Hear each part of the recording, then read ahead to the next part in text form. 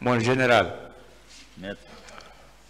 est-ce que vous savez, je n'aurai pas beaucoup de questions à vous poser vu depuis que vous êtes là. Je ne peux pas vous poser beaucoup de questions. Maintenant, et je voudrais vous demander, est-ce que vous savez que je vais surprendre? Vous avez ouvert la porte pour les cas des disparus. Nous, ça nous a beaucoup édifiés. Est-ce que vous savez cela?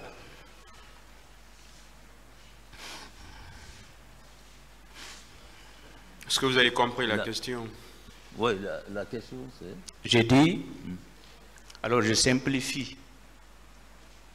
Est-ce que vous savez, vous nous avez beaucoup aidés, nous, je crois aussi le tribunal, concernant les disparus, parce qu'on était dans les nuages. Bon, moi je ne sais pas, mais j'ai donné ma vérité. Bien. Ce que je sais, c'est ce que j'ai dit. Bien. Si j'ai ouvert maintenant une porte, ça je ne sais pas. Très bien. Monsieur mon général, vous avez soutenu ici que ce sont les chauffeurs de leur propre chef qui ont envoyé les corps à une destination inconnue. Est-ce que ça c'est normal? C'est ce qu'ils m'ont dit, parce que moi aussi j'étais inquiet de savoir pourquoi ils sont venus là-bas. Ils m'ont répondu comme ça. Très bien. Je voudrais vous demander, en toute logique et en toute honnêteté, aujourd'hui, nous ne connaissons pas les chauffeurs. Est-ce que vous n'avez pas failli à votre responsabilité en tant qu'être humain, en tant que chef de ces chauffeurs-là? Est-ce que vous n'avez pas failli? Moi, je n'ai pas failli. On m'a demandé des véhicules. J'ai ordonné d'envoyer les véhicules vers celle qui m'a demandé les véhicules. Parce qu'il s'agissait des Guinéens. J'ai envoyé. Les chauffeurs qu'on a mis sur les véhicules, ce n'est pas moi qui ai fait le choix des chauffeurs. Les véhicules sont avec leurs chauffeurs. Ils ont envoyé les véhicules. Voilà ce que je connais. D'accord. Vous confirmez que vous avez été remercié du gouvernement ou du chef d'état-major le 3 décembre 2009? Vous confirmez ça? Et j'ai été remercié? Oui. Ou vous avez été démis de vos fonctions? Ouais, parce que je ne voudrais pas utiliser ce mot qui est un peu fort là. Oui, on m'a enlevé de mes fonctions. Très bien. Maintenant, si le 29, 30 septembre, etc., qu'est-ce que vous avez fait au mois d'octobre, au mois de novembre, pour demander au colonel Doumbouya, qui a envoyé le chauffeur et la destination des corps? Qu'est-ce que vous avez fait pendant 2 mois environ? Mais les chauffeurs ont été convoqués, on a pris leur audition. Ils ont été convoqués, ils ont été entendus. Je reviens. Qu'est-ce que vous, en tant que chef d'état-major de l'armée, qu'est-ce que vous avez fait auprès du colonel, si j'ai manqué son grade, qu'il m'excuse, Doumbouya, chef de train, pour vous informer où sont partis les cadavres ou les corps? Qu'est-ce que vous avez fait? Je ne parle pas de la commission internationale. Mais j'ai largement parlé de ça. Je crois que je passe... J'ai largement parlé de ça. Bien, très bien. Est-ce que vous êtes averti? Parce que bon, vous avez fréquenté, vous avez fait économie, mais vous avez fait entre droit, etc. Est-ce que vous êtes informé qu'en matière de crimes de masse, et précisément ici pour moi, mon entendement, crimes contre l'humanité, on recherche les chefs hiérarchiques civils et militaires? Est-ce que vous êtes informé de cela? Oui, je viens de vous entendre dire. Quoi?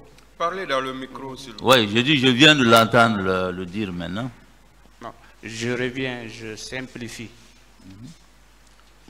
Est-ce que vous connaissez alors que, en matière de crimes contre l'humanité, le procureur et la Cour elle-même, ou les juridictions nationales elles-mêmes, recherchent d'abord les chefs hiérarchiques, civils ou militaires, avant de chercher les exécutants? Est-ce que vous savez cela en toute logique? Vous êtes un homme de droit, vous connaissez mieux que moi. D'accord, c'est bien. Et mon colonel, est-ce que vous vous rappelez que vous avez prêté serment devant cette juridiction? Effectivement. Très bien. Est-ce que vous savez que et les parties civiles et les accusés ne prêtent pas serment?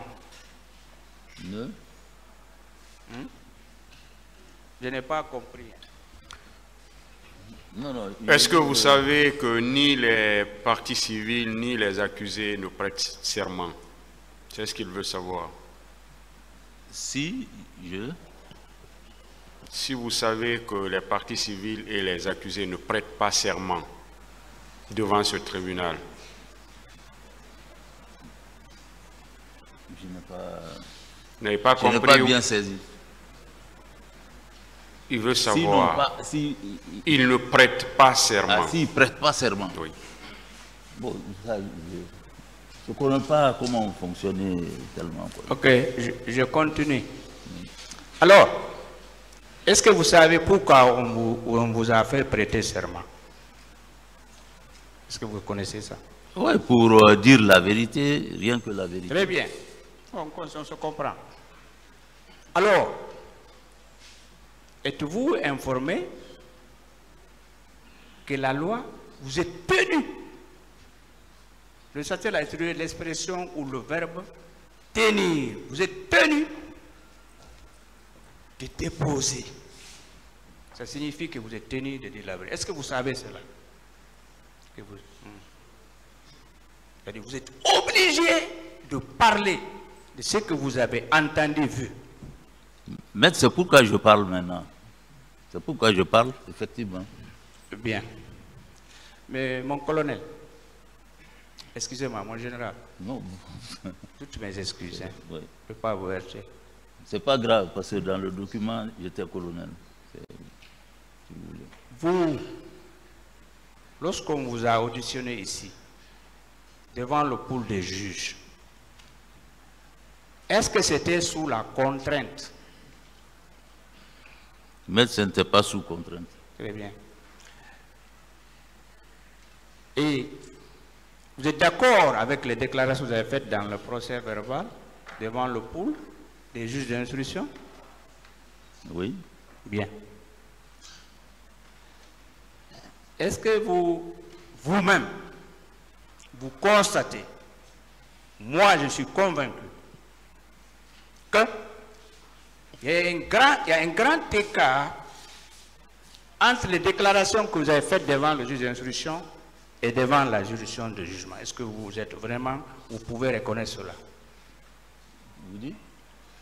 Je dis, je simplifie encore. Je voudrais vous demander si vous pouvez reconnaître que il y a une grande différence entre votre procès verbal qui est écrit et les différentes dépositions que vous avez faites depuis le 13 novembre. Il y a une grande différence. Vous êtes convaincu? Non, maître, moi, mon procès verbal, je ne l'ai jamais lu. Je n'ai pas compris. Je n'ai pas lu, et ça fait des années maintenant. Alors, Vous voyez? D'accord, Donc, non, je ne peux pas me souvenir de tout ce qui m'a été posé comme question. C'est difficile, hein? Je me force à... J'évolue, on laisse ça, c'est bon. Oui. Et je crois à l'audience du 13 ou du 15 novembre, vous-même, vous vous êtes posé une question, j'ai noté, hein, c'est enregistré aussi. Vous avez dit, ah, si le général Sekouba Konaté était là, Qu'est-ce que ça voulait dire là? Vous voulez dire qu'avec lui, on peut avoir beaucoup d'éléments ou quoi? Oui. J'ai dit, lors d'une de vos dépositions, soit le 13 ou le 15 novembre, parce que vous avez commencé le 13, vous avez réagi à une question de la défense, disant, ah, si le général Sekouba Konaté était là, je voudrais savoir, est-ce que ce général comme vous, général, il peut nous apporter des éléments dans cette affaire? Maître, c'était le ministre de la Défense nationale. Moi, je dis que c'était mon interlocuteur direct. Il y a des questions que vous me posez ici, je sais que ça le concerne. Maintenant, c'est pourquoi j'ai dit, s'il est là, il peut donner la précision. Bien. Quelles sont les questions qui concernent votre chef hiérarchique? Il n'est pas là, mais il le suit. Quelles sont alors les questions qui concernent ce général? Vous avez posé beaucoup de questions ici. Je ne peux pas me souvenir de tout, mais il y a beaucoup de questions qui le concernaient. Par exemple, comme le recrutement. J'ai dit, il m'a dit que ce n'est pas mon problème. D'accord, moi je voudrais, au-delà du recrutement, ce qui concerne l'affaire des événements du 28 juin, qu'est-ce qu'il connaît s'il vous plaît? Vous estimez? Bon, je continue. Monsieur, mon général, vous avez déclaré que tous les jours vous partiez au camp. Après le... Oui, après les événements. Qu'est-ce que vous avez dit au général Sekouba Konaté et au capitaine Dadis? J'ai dit, vous avez déclaré ici qu'après les événements, vous vous rendiez au camp Alpha Yaya parce que le siège du gouvernement ou du CNDD était là-bas. Qu'est-ce que vous avez eu à dire à ces deux chefs, à nos deux chefs-là? C'est toujours nos chefs que nous devons du respect, auxquels nous devons du respect, pendant ces 1 mois, 2 semaines. Concernant les événements du 28 septembre. Non, j'ai dit tous les jours, quand je travaille, je termine, je pars au camp Alpha Yaya pour rencontrer le ministre, faire le compte rendu. Je fais tous les jours, ce n'est pas seulement le jour ou après les événements. C'est ce que j'ai dit. Bien. À titre illustratif, pour chacun de ces deux chefs, nos deux chefs, est-ce que vous pouvez nous dire seulement un exemple concernant l'affaire? Cas par cas. Concernant les événements du 28 septembre, alors, quand je parle de l'affaire, c'est 28 septembre. Oui. Est-ce que vous pouvez nous dire, pardon, à titre d'exemple ou à titre purement illustratif? Le 15 octobre, j'ai rencontré le capitaine Dadis. Voilà ce que je lui ai dit concernant les événements. Moi, je ne parle pas de l'administration de l'armée, c'est concernant l'affaire qui nous lie ici. Moi, je ne suis jamais venu parler des événements du 28 septembre là-bas. Je viens tous les jours pour rendre compte, tous les jours. Non, je suis satisfait. Pour rendre compte de ma journée. Oui, oui, c'est bon. Moi, je suis content, satisfait. Voilà. Et, mon général, est-ce que vous avez connu ou vous connaissez le colonel Almami Diallo qui était au camp Alpha Yaya Diallo, qui est militaire? Je l'avais connu. L'avez connu? Je l'ai connu. Très bien. Vous avez déclaré ici hier qu'il y a eu des militaires blessés, n'est-ce pas? Vous confirmez cette déposition? Les militaires blessés. Hier, si j'ai bien compris. Oui, il y a... Oui, quelqu'un m'a rappelé. Il vous avait dit le nombre? Non, pas les noms. On a dit les militaires blessés. Non, le nombre, pas les noms. Une petite statistique. Non, je ne me souviens plus. Vous vous ne souvenez plus? Bien. Vous confirmez que vous connaissez le colonel Almami Diallo? Je le connais très bien. Vous savez que lui, il est aussi à la retraite? Depuis longtemps. Très bien. Vous, en ce moment, au moins des faits, est-ce que vous avez reçu l'information que votre collègue militaire là, il a été torturé au camp Koundara, il est resté pendant un mois? Vous avez cette information? Mais je ne suis pas au courant de ça. Moi, j'ai appris après qu'il était au stade dans les événements. Oui.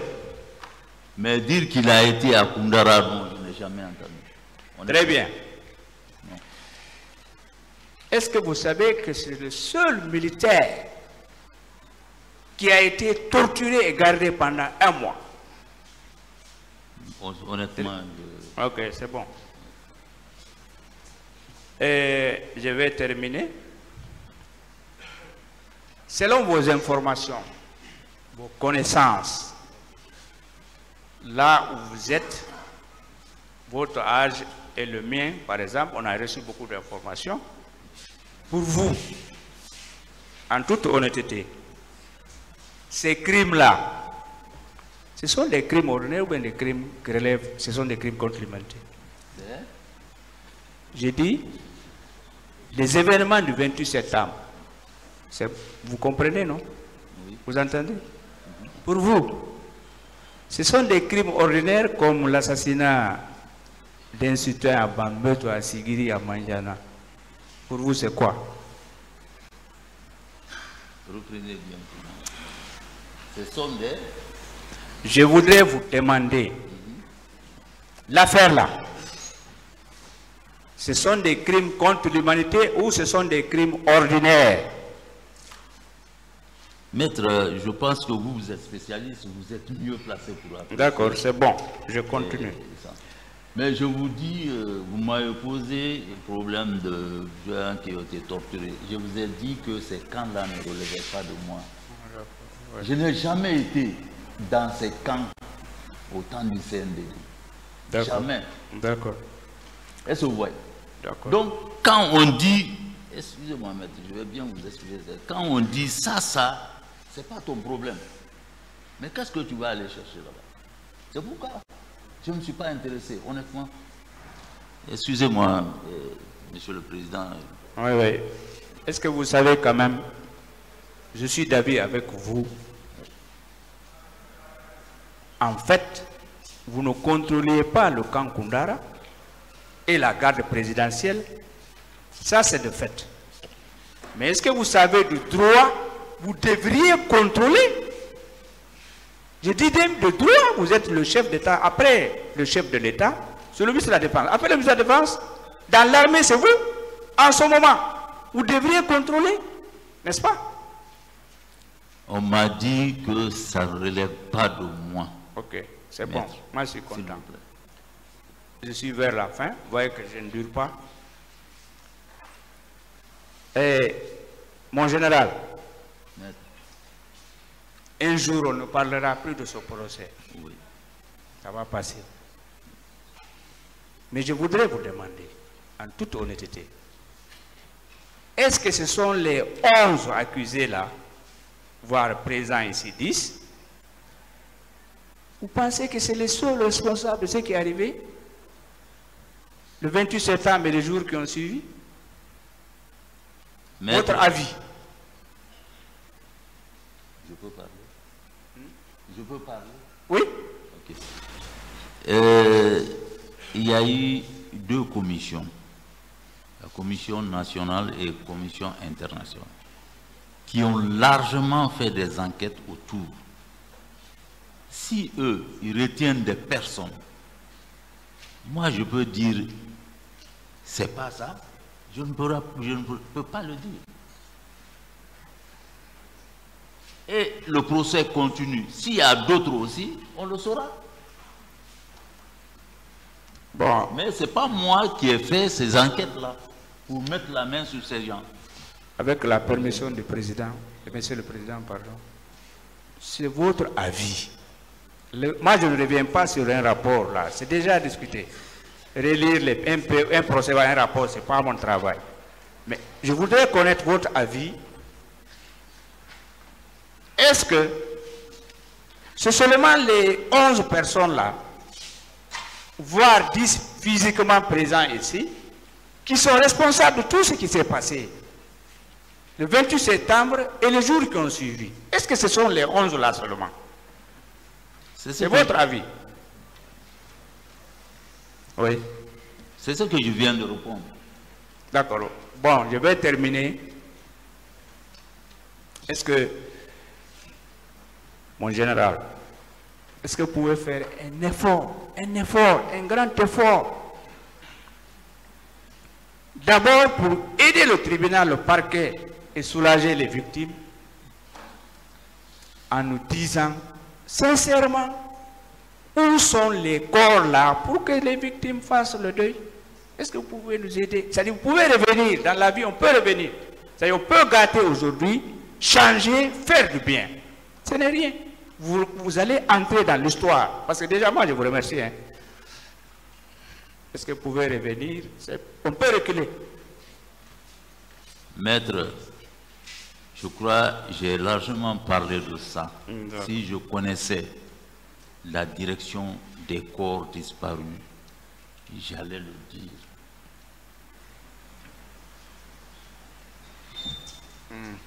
C'est bon? Si je savais, j'allais le dire. On est tous aujourd'hui vivants. Demain, on va tous partir. Mais la vérité va jaillir un jour, quelle que soit la durée. Même aux États-Unis, il y a des jugements qui font plus de 10 ans. Mais la vérité triomphera un jour. Même si on est mort, ceux qui viendront derrière nous seront la vérité. Mais si je sais là où sont les corps, je vais le dire. Bien, je vais terminer.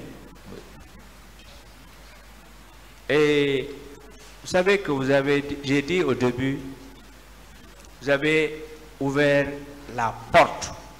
C'est qu'à 60%, moi je vraiment suis soulagé. Parce que je sais, il y a un chef hiérarchique qui a reçu le corps.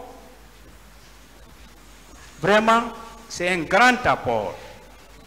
Donc, je ne peux que vous remercier et souhaiter que ce procès aboutisse à son terme et que vous-même, vous savez que nous avons besoin de réconcilier les filles et les fils de ce pays. C'est une occasion. Nous devons saisir ça et le faire. Je vous remercie, Monsieur le Président.